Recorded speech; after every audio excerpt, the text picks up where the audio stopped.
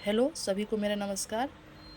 मैं कक्षा 10 के पहले चैप्टर का पहला एक्सरसाइज कंप्लीट कर चुकी हूँ। लास्ट एक्सरसाइज 1.2, जिसका पहला सवाल है सिद्ध कीजिए कि √5 एक अपरिमेय संख्या है। तो इसे सिद्ध करने के लिए हम विरोधाभास विधि से सॉल्व करेंगे इसको। तो विरोधाभास मतलब इसका उल्टा मान लेंगे। तो उल्टा जब हम मानते हैं तो मान लेते हैं, माना √5 एक परिमेय संख्या है। तो जब हम परिमेय संख्या माने तो इसे हम P/Q के रूप में व्यक्त कर सकते हैं। P/Q ज़्यादातर हम लोग की A और B की आदत होती है, इसलिए हम A और B लेके चलते हैं। तो A और B, जहाँ A और B सहअभाज्य मतलब इन दोनों का जो HCF होगा वो क्या होगा, 1 होगा। सहअभाज्य संख्या है। सहभाज्य को प्राइम नंबर क्या होता है, दो नंबर का HCF निकाले तो 1 आए, तो A और B का HCF क्या हो, 1। अब क्रॉस मल्टीप्लाई कर देते हैं तो B√5 यहाँ हो जाएगा और ये A हो जाएगा। अब हम दोनों पक्षों का वर्ग कर देते हैं। दोनों पक्षों का वर्ग करने पर, जब हम दोनों पक्षों का वर्ग करते हैं तो इसका क्या हो जाएगा, होल हो जाएगा और होल स्क्वायर और ये A स्क्वायर। तो इसका भी स्क्वायर इसका भी स्क्वायर, तो B स्क्वायर और ये B स्क्वायर और √5 का भी स्क्वायर। तो √5 का स्क्वायर क्या होगा, देखिए √5 का स्क्वायर ये रूट से स्क्वायर कट जाएगा। क्यों, क्योंकि रूट का मतलब होता है 1/2 और इसकी भी पावर 2, तो ये कट गया 5 आ गया। तो ये लिख दिए 5B स्क्वायर और ये A स्क्वायर। यहाँ देखने में समझ में आ रहा है कि जो 5 है इसको क्या करेगा, डिवाइड करेगा। तो चूँकि 5 जो है A स्क्वायर को विभाजित करता है, देख लीजिए अगर 5 किसी की स्क्वायर को विभाजित कर रहा है, मतलब कि 5 जो है 15 की स्क्वायर को विभाजित कर रहा है, मतलब 225 को विभाजित कर रहा है, तो उसके वर्गमूल को विभाजित करेगा। मतलब क्या है कि वो किसको विभाजित करेगा, 15 को विभाजित करेगा। ऐसे कर 25 को अगर वो विभाजित कर रहा है तो 25 के वर्गमूल 5 को विभाजित करेगा ना। 5 की स्क्वायर विभाजित कर रहा है तो 5 को भी करेगा। तो इसलिए 5 A को भी विभाजित करेगा। समझ में आ गया, विभाजित करेगा। यदि 5 स्क्वायर को विभाजित कर रहा है तो उसके वर्गमूल को भी विभाजित करेगा। जैसे देख लीजिए अगर इसको विभाजित कर रहा है तो इसके वर्गमूल को हम देख लें तो ये 5 को विभाजित करेगा, ऐसा है। तो ये देख लीजिए। फिर इसके बाद इक्वेशन फर्स्ट दे लेते हैं। अब A = 5 के साथ एक हम C ले लेते हैं।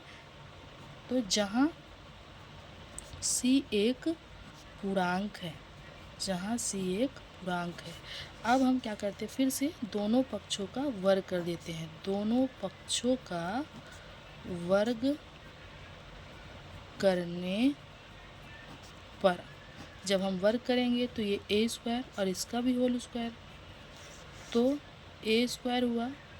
A स्क्वायर के देख रहे हैं कि A स्क्वायर की जो वैल्यू है 5B स्क्वायर है, तो हम इसको यहीं पुट कर देते हैं 5B स्क्वायर। यहाँ लिख दीजिए A स्क्वायर बराबर क्या है, 5B स्क्वायर है।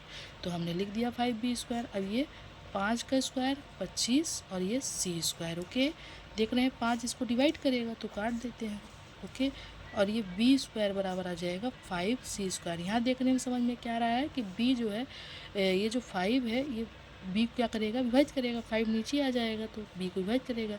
तो चूँकि 5 जो है 5B स्क्वायर को विभाजित करता है, इसलिए 5B को भी विभाजित करेगा।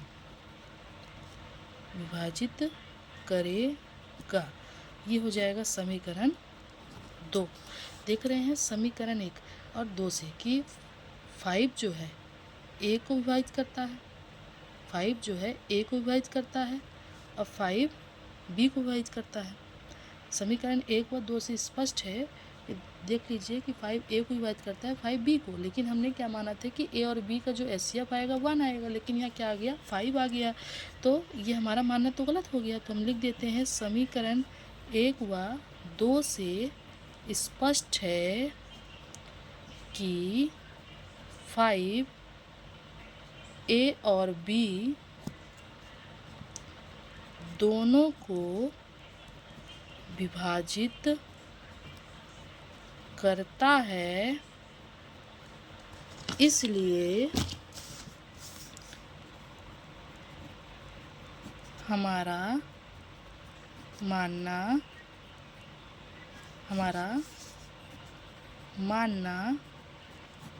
गलत है कि √5 एक परिमेय संख्या है। हमने गलत माना है कि √5 एक परिमेय संख्या है। तो सही क्या है? सही ये है, अतः √5 एक अपरिमेय संख्या है। फिर से समझा देते हैं। सिद्ध कीजिए कि √5 एक परिमेय संख्या है।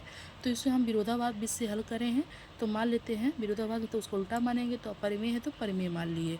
परिमेय माने तो इसे हम a/b के रूप में व्यक्त कर सकते हैं, जहाँ a और b सह अभाज्य है, मतलब इसका दोनों का एलसीएम 1 आए। तो फिर हम इसका क्रॉस मल्टीप्लाई किए, फिर दोनों पक्षों का वर्ग कर दिए। दोनों पक्षों का वर्ग करने के बाद तो ये इसका भी स्क्वायर खोले, ये हो गया। तो जो 5 है a को विभाजित कर रहा है, स्क्वायर विभाजित कर रहा है, तो ये a को भी विभाजित करेगा।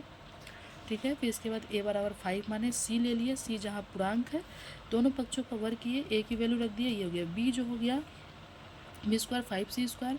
तो जो 5 है b² को विभाजित करता है, अब 5 b को भी विभाजित करेगा जब स्क्वायर कर रहा है। तो अब देख रहे हैं कि 5 जो है a और b दोनों को विभाजित कर रहा है, मतलब इसका एचसीएफ क्या आ गया? 5 आ गया, 5 कॉमन आ गया।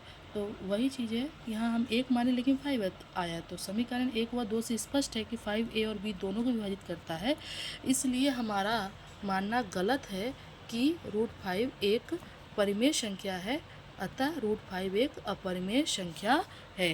देख लीजिए एक बार, है ना। समीकरण 1 व 2 से स्पष्ट है कि 5 a और b दोनों को विभाजित करता है, इसलिए हमारा मानना गलत है कि √5 एक परिमेय संख्या है। √5 एक क्या है? अपरिमेय संख्या है। ये क्या हो गया? Hence proved. चलिए अगला सवाल में चलते हैं। दूसरा सवाल है कि सिद्ध कीजिए